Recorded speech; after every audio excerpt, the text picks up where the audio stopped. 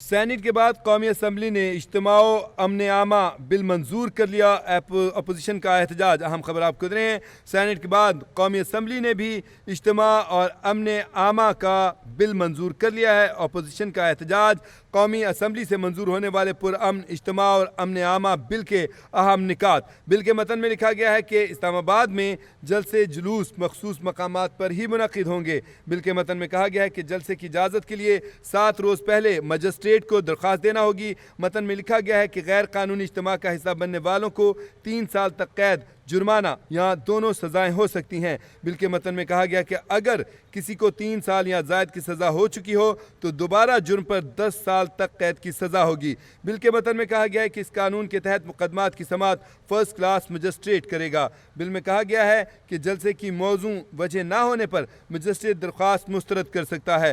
بل کے متن میں کہا گیا ہے کہ مجسٹریٹ پہلے امن و امان اور سیکیورٹی ایجنسیوں کی رپورٹ کا جائزہ لے گا۔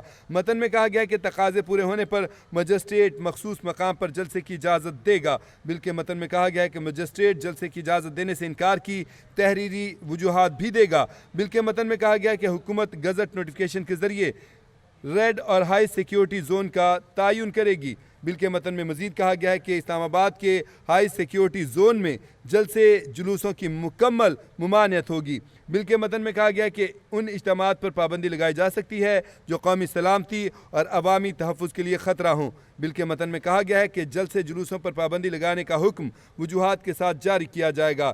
بل کے متن میں کہا گیا ہے کہ ڈسٹرکٹ مجسٹریٹ جلسوں پر پابندی کے دورانیے میں اضافہ بھی کر سکے گا۔ بل کے متن میں کہا گیا ہے کہ پابندی سے متاثرہ شخص یا تنظیم 15 روز میں چیف کمشنر کو اپیل کر سکے گی۔ بل میں کہا گیا ہے کہ چیف کمشنر کے فیصلے کے خلاف سیکرٹری داخلہ کے پاس اپیل کی جا سکے گی۔ بل کے متن میں لکھا گیا ہے کہ مجسٹریٹ پولیس کو امن و امان کی خرابی کا باعث بننے والے جلسے کو منتشر کرنے کا حکم دے سکتا ہے۔ بل کے متن میں کہا گیا ہے کہ پولیس افسر ضرورت پڑنے پر طاقت کا استعمال اور گرفتاریاں بھی کر سکتا ہے۔ آپ کو بتائیں کہ بل میں غیر قانونی اجتماع پر آرگنائزر اور شرکت کرنے والوں کے لیے بھی سزا تجویز کی گئی ہے۔ اہم خبر آپ کو دے رہے ہیں۔ سینیٹ کے بعد قومی اسمبلی نے بھی اجتماع اور امن عامہ بل منظور کر لیا ہے۔ اپوزیشن نے اس پر شدید احتجاج کیا ہے۔ اس بل کے حوالے سے مزید اپڈیٹس دیتے ہیں اسلام آباد سے نمائندہ کیپٹل ٹی وی شاکر عباسی ہمارے ساتھ لائن پر موجود ہیں۔ جی عباسی صاحب، اپڈیٹ کیجیے گا اس بل سے۔ دیکھیے، قومی اسمبلی نے اجتماع امن و امانہ بل منظور کر لیا ہے۔ بل کی شکوہ منظوری لی گئی۔ بل کی منظوری کے دوران اپوزیشن نے احتجاج بھی کیا۔ اپوزیشن ارکان اپنی نشستوں پر کھڑے رہے۔ سینیٹ کے بعد قومی اسمبلی سے منظور ہونے والے پرامن اجتماع اور امن و امانہ بل کے اہم نکات کچھ یوں ہیں کہ بل کے متن میں کہا گیا کہ اسلام آباد میں جلسے جلوس مخصوص مقامات پر ہی منعقد ہوں گے۔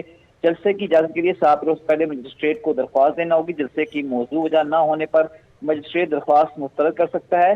بل میں کہا گیا کہ مجسٹریٹ پہلے امن و امان اور سیکیورٹی ایجنسیوں کی رپورٹس کا جائزہ لے گا۔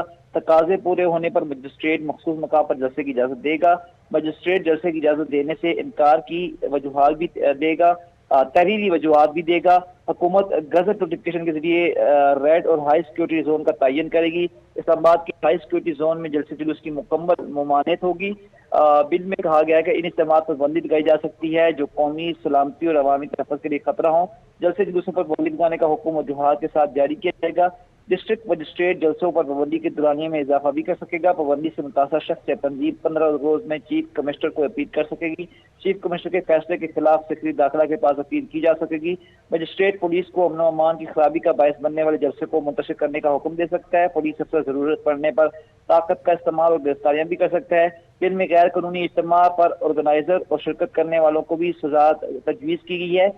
بل میں کہا گیا کہ غیر قانونی اجتماع کا حصہ بننے والوں کو 3 سال تک سزا، جرمانہ یا دونوں سزائیں ہو سکتی ہیں۔ اگر کسی کو 3 سال یا زائد کی سزا ہو چکی تو دوبارہ جرم پر 10 سال تک قید کی سزا ہوگی۔ اس قانون کے تحت مقدمات کی سماعت فرسٹ کلاس مجسٹریٹ کرے گا۔ جی بہت شکریہ آپ کا شاکر عباسی، آپ نے ہمیں تفصیلی اپڈیٹ کیا۔